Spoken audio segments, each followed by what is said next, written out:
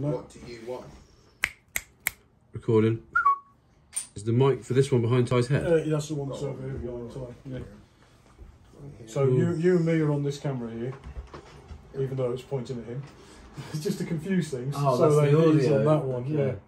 So we're kind of all over the place on cameras and audio, but I'll figure it all out later. You're going to have a while to edit some And bits. then, no, you got a roof camera. The roof camera's getting... Look, it's changing all the time, the roof cam. It's flashing there.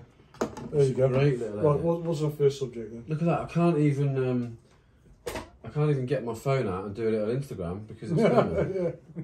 It's part of the... Well, it's the only way we can get an extra mic in, and it just I'll makes do a sense little to... Instagram then. Shall I just there get a you picture for you? Instagram video. You've got your picture. GoPros, you can always just whack some on your GoPro and then transfer it over later. This is like Can't something put from another camera on. something from Banksy. It's called interviewing the crack dad. What a knobber. The crack pipe interviews. Right. Battery's flat. What a number. No, don't worry about that. So let's start with NFTs then. Okay, so give us a quick rundown. What's an NFT? Like an Alex version of what is an NFT. Yeah, what's your take on what is an NFT? It's a secret. No, shut the window so nobody hears. No, non-fungible token is what it stands for, but that doesn't matter. It could just be called asset. Yeah, it's just an asset. But at the moment, they've been made popular and in everyone's feeds on every single platform that you ever go on at the moment, purely because of JPEGs and PNGs and how people like CryptoPunks have made them famous by creating a JPEG or a PNG, making 10,000 of them, all with different styles or different coloured hats or, you know, varied image attributes, and then they're putting them online. And this was done a while ago. CryptoPunks is old now, and there's now crypto bunnies and crypto hippos and every single copy of everyone because they're all trying to get onto the bandwagon of it. But when the CryptoPunks were sold ages ago, they were just like a collectible JPEG that people bought for a certain amount of Ethereum, which is a bit like Bitcoin, but not the same as Bitcoin. And just quickly on that, Bitcoin and Ethereum, I always say to people, my whole take on that is that, you know, your iPhone at the moment has a calculator on it, and Bitcoin is basically just a really complex math sum that it does between a load of computers around on the blockchain. Blockchain is like a ledger in the world. Imagine 1 million computers with the same ledger that says that I own this token, and if one of them tries to change the ledger, all of the others can say, you can't do that, you're trying to fake the ledger. So they all read the same thing at the same time.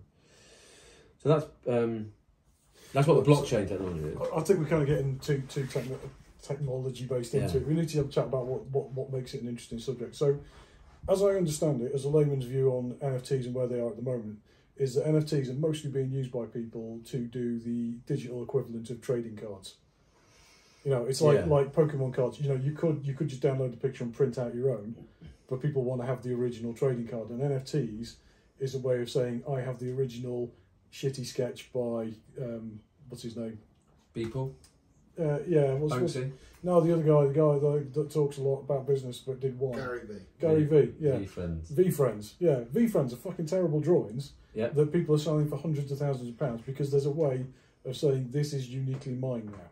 And it's nowhere near just that either. Yeah. So that's my layman's understanding of digital what they are. So ownership. Tell me why NFTs are so much more than just geeks spending a fortune on shit that you don't need. So 98% of all NFT projects will be absolute trash and garbage forever. They're just copy and crap. Selling it to me now. Yeah, they will be completely crap. But the 2% that is left are going to be things that you use every single day on your phone, on your glasses or whatever. But it's digital ownership. It's allowing you, imagine in the playground in the future, when your kids are in the playground and someone says, I own a blah, blah, blah. And then they say, do you? And then you can prove it by getting out your phone and proving on the blockchain that you own that piece of whatever it is. It's a status thing. It's an ego thing. It's like a... Oh yeah, I mean hats and stuff in as long ago as Team Fortress 2 and stuff like that. Having hats in a game that were unique, that were only sold in limited quantities, and they would use their own server to check if you validly own that or not. But having cross-platform compatible digital assets that you can say, I've got like an in-game pair of sneakers, whatever, that are unique to me. They're unique, run by Nike, of only 100 copies of them. And that way, that whatever game you're in, whether you're in the metaverse or you're playing Call of Duty and wearing sneakers or whatever, you can transfer it around world. You can transfer it around, and that's a way of having like a keychain that says this is the legit item. Yeah, this is the legit item, and I see you in a game world, and I can go, oh look, John's got the special shoes on. He must have had them verified, so he owns those shoes because they're in this game. And the game just verifies that is his real NFT. You own them. But that's only one side of NFTs. Like, imagine the NFT is a little picture, like a JPEG, and underneath it is a text file. Imagine a text document underneath, inside this contract. I can show you on the screen, but a text file within the NFT is like what they call a smart contract-ish. It can do things on Ethereum. Basic things could say in that contract, every single year I get to have dinner with John and Blackfire Films, and he's going to film me once a year. So you've got everyone, and I'm going to do some more NFT projects. I've done a few. We're going to do more and more, and maybe this will turn into one. But we're going to add after fact value. It has to have a value after us having a chat about it or me showing it you. That is crap. That is the hype at the moment. That is art. It's only being applied at the moment to like the art industry. So now imagine if we're going to make if we were going to do an NFT project of what we're doing at the moment, this interview, we're going to have a little chat, and we're going to do this with different people in different places around the world. And now each interview could be split into 4 videos. So now we have 4 videos that sit on all different platforms, YouTube, TikTok, Twitter, Facebook, blah, blah, blah. And they can all, over time, earn money for me and you or whoever's doing these videos. Like YouTube has revenue earning now from adverts. It can still go and make money from adverts, but in the NFT of that video package, these 4 videos, I can split that into 100 tokens. So you might have 20 and I might have 20, and each token says that the person that owns a token and can show you on my phone, and it's proven on the blockchain that I own a bit of this production. Now it can earn you royalties forever.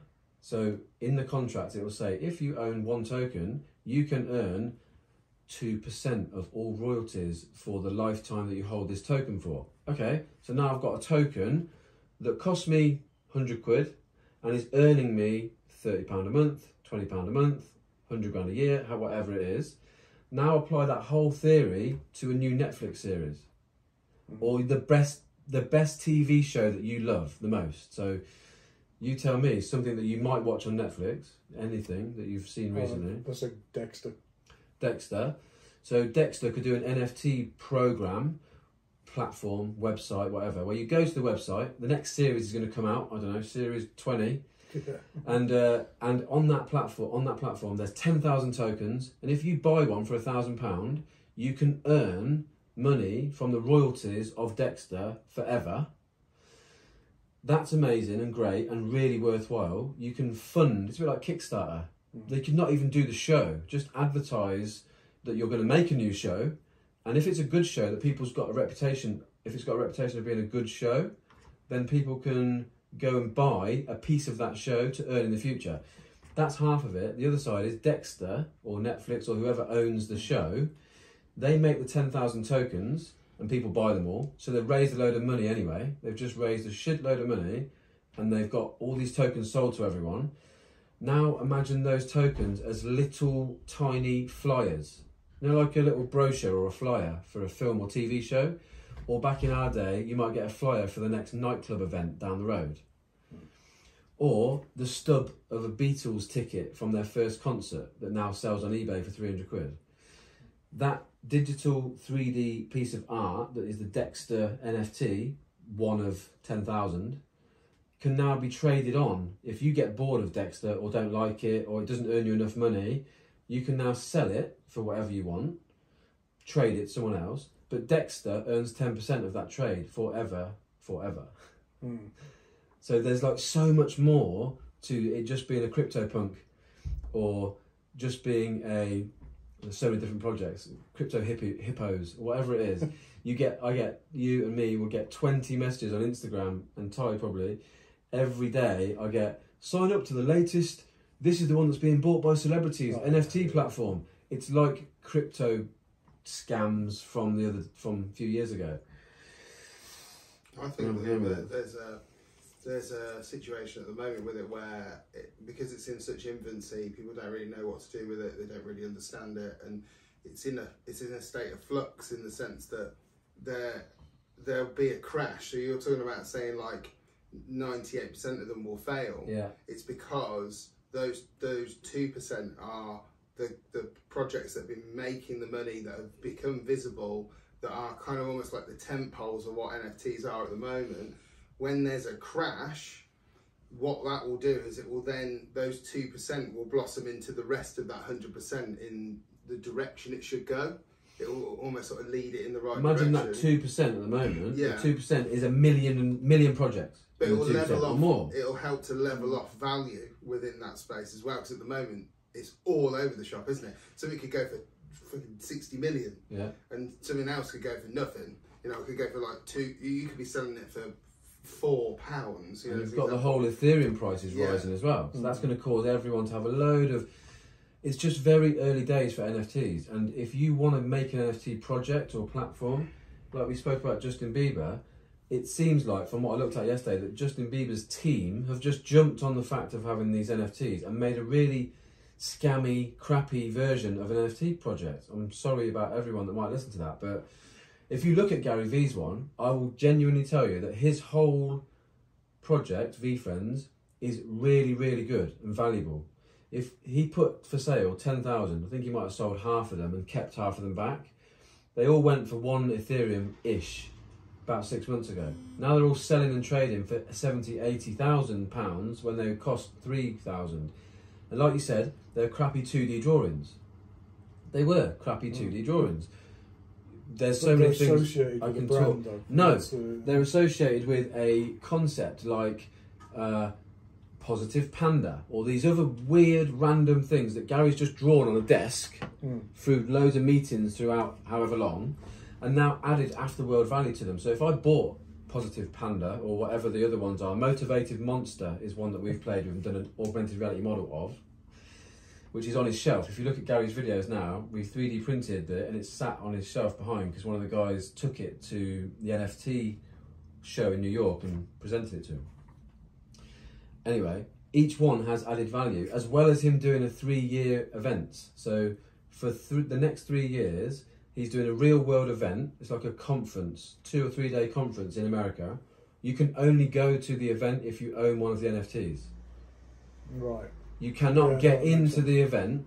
It's exclusivity. It's Facebook. When Facebook started, it was only small people that were in posh universities could only use it. And then everyone wants to have it. You make it scarce and rare and hard to get and exclusive, people are looking over the fence like, what's this that I'm missing out on? Missing out. The guy from What's Inside YouTube channel, who's a massive YouTube channel, has done a lot of videos on Tesla. He's a big Tesla fan and stuff like that. And his channel is very much about cutting stuff in half. It doesn't matter what it is, doesn't matter what it costs, that's what he does. He traded a VFriend from someone for one of his Tesla Roadsters. So he gave the guy a Tesla Roadster and he got some positive porcupine. Yeah, that's something like that. But he gets to go now to the real world event. Yeah. And he gets to trade it in the future. Like he can sell it for more because Ethereum is probably going to go up and the price of them will go up and the exclusivity will go up. But they only can be and have exclusivity and rareness if there's a good brand behind it or there's a good value to it. I can't make Hysteria Hippo and put it online and expect someone to buy it, but people are doing that. And that's what's giving it all a bad name. I sort of... got too hot. Oh, shit. It becomes your invite, doesn't it, really? It's like it's your invite, but obviously you've got to make that NFT stand out, so it makes you remember that I've got this. I've got that player card, if you were talking about ball cards. I've got that card, and everyone who knows what that is will go, oh, wicked, so you're also coming to VCon. Yeah, see there. Also, you might have a level that allows you to have a one-on-one with Gary V. That's it. There's another load of them that have a one-on-one podcast with Gary once a year. So they could do the podcast with him, get the 15 minutes that they've got because they got the NFT, He's got to fulfil all those though. So Gary's got to be Yeah. a decent human, which I'm sure it will happen, and make sure he's got enough time every year to do those interviews and podcasts and meetings. Yeah. They all sold for different amounts of money. But if you compare that to Justin Bieber's NFT collection, this is where things are so different. Bieber's done 10,000 NFTs, and they're little JPEGs that are all different characters, like whatever. And then he's going to sell them, or he sold them already. And then once 10,000 are out there, he's going to give 100 random people from the 10,000 a special gift or a special perk. I think that's scammy. I think you should have given Afterworld real value in the 10,000 that you sold originally. Like, why doesn't everyone get a tiny percentage of the royalties from one of his next albums? And then when another album comes out, make a new 10,000 NFTs. Like, attach the NFT collections to his latest release of something. Or in our world, video production. It's great for creatives. You know why, though? You know why? Sorry to interject, but it's because his team and him have seen NFTs like merchandise. Yeah. They've seen it as, I've sold a t-shirt. Yes. You don't get anything back there. Yeah. Ultimately, what I'm getting from this is that my kind of basic view of NFTs coming into this, which is they're essentially just like trading cards. And I get it, I get that there's a massive value in that, and things are only valued what people will pay for, and people will pay a fortune for Pokemon cards or whatever. But it's actually more than that. And the thing, like you say, there's a bit of a Wild West situation at the moment where people know that there's this thing and they could make money, that they don't really get the concept of how. So it's like when the internet first started out and there was just .com everything, and that you said things go bust, the .com bust. It'll be the same thing. It'll be the same thing with this. And I don't think exclusivity is necessarily going to be enough to sell it, because when you look at things like Facebook, everybody wanted to get in. Now everyone's on Facebook. But then there was things, what was that voice-only chat thing? Yeah, what was that Clubhouse. called? Clubhouse. Everyone going on about Clubhouse, so it's going to be the next massive thing. It's dying on its arse. Well, Twitter and every other platform integrated it to their platforms, and they have their own little Clubhouse. Yeah. You start a little group, start a little room. Clubhouse is, trying to be exclusive, and Clubhouse is dying. So, it's not, no, but what you say about how, you can attach, if you've got V-Friends, then you've also got an invite that guarantees you get into all these events and all. Then that suddenly has a lot more tangible value, not just as a thing to you, but as something you could sell on if you're like, well, I'm sick of seeing Gary V now. Yes. So it does make sense. And you'd make money. Yeah, and he would make money on the and sale. it's always making money. But the one other bit about NFTs that we really does lead us on to a little bit on the 3D scanning chat is next. 3D models and NFTs. Yeah. So, like everyone's just seen on LinkedIn, that we just shared a video of the Lord Leicester Hospital around the corner, and it was a 3D model of the hospital. We did it for the St Mary's, but let's just, we've done this already for St Mary's Church, but imagine we're doing it with Lord Leicester. We're doing a project for them where we're doing historical preservation scanning of their building inside and out. But I lived opposite that building for my whole life and looked out my window and saw it regularly being dressed for different TV productions and sets, because they want to bring people to Warwick to shoot at the Lord Leicester Hospital because it looks nice. It's a good backdrop for Downton Abbey and Dangerfield and all these other programmes. So I've spoke to the Lord Leicester, we're now working with them. They get paid by TV companies for them to arrive. They even have retainers where they can come and do it whenever they want. They have a room inside and an outside space, and they dress the whole place as they want it, horse and carts and snow, whatever they want. So now we 3D scan the whole place. We have it as a model. We can put it like in Mandalorian production. They use an LED panel behind you instead of using the virtual set. Yeah, virtual set, virtual productions, rather than taking the whole 100 staff and the big catering trucks to the place. Now we use the 3D models on the LED walls in studios in big warehouses, which is amazing, for them to shoot on, and they can shoot any time, day or night, and change it to snow or rain or whatever they want. But we are going to license those models to people to use. This is what the whole thing is around Step Inside and River. I've been creating this platform where we can monetize people's real world assets into 3D models that make money on the back end. So imagine them like racehorses. It's the only way I can sort of describe it. Imagine these 3D models of real world places as in racehorses, and you can own a bit of that racehorse. That's the easiest way I can describe it. The Lord Leicester Hotel or the St Mary's Church around the corner 3D model, can be split into, let's say, 5,000 tokens. I can sell those tokens to people. Now they can have part of that racehorse and earn money from that racehorse, because that racehorse or 3D model is going to be used in different films and TV productions and game productions and iPad learning experiences and historical interpretation experiences on the web. Once you have a 3D model of a place, it's like a really fast racehorse. No, but I get it. It's a tangible asset. Every time one of those other items gets sold or makes money, there's a license fee or whatever. There's a royalty that goes back through. Every time it gets used, there's an NFT that the main company might own, and then you or people as public can buy parts of that model, and they can buy parts of the model that earns them money. This is not just like a Justin Bieber JPEG anymore that you just don't get anything from. It actually works after it's, You can monetize after the fact with people's real world physical assets can be monetized. So with the 3D scanning of these places, it's dangerous for people like Warwick Castle. And I've been and told them this. It was hard for me to get a meeting, but now we're chatting and we're close to Warwick Castle. But back in the day when I couldn't speak to them, I turned up to the castle with my own camera, 5D, walked in and took 1,000 photos of an item inside their castle, the trebuchet. And I made it into a 3D model, and then I put it online and I said, look, this is now for sale. I can sell you this now. Who wants to buy it for film and TV productions? So it got their attention, and we had a conversation and we had meetings, and now we're going to work with them, because in the future, places like Warwick Castle or historical sites are going to get ripped off by people that come in with cameras and take 10,000 photos and turn their whole thing into a 3D asset and sell it online without them even knowing or doing anything about it. But what is it about NFTs that means that somebody can't still do that? So we want to be the people that go to Warwick Castle and say, hi, I'm River, and we have got a history of scanning for the UK, US government. We do proper photorealistic photogrammetry scanning. We want to scan for you, your castle. And by the way, we might do that for free. Maybe. Brad won't like that.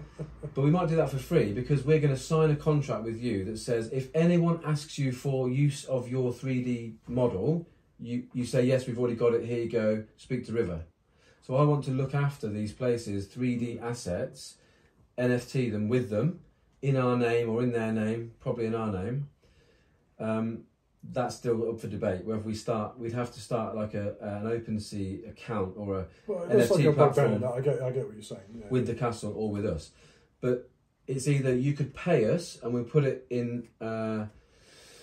This bit I have to work out in my head. if they gave us money, then we can put it into their collection and they can earn 10% forever. If we scan your place for free and you sign the contract with us, then we wouldn't want any money off you. We'll put it in our channel and we'll make 10% forever as we resell it, or we could have more of the tokens of their building than they have.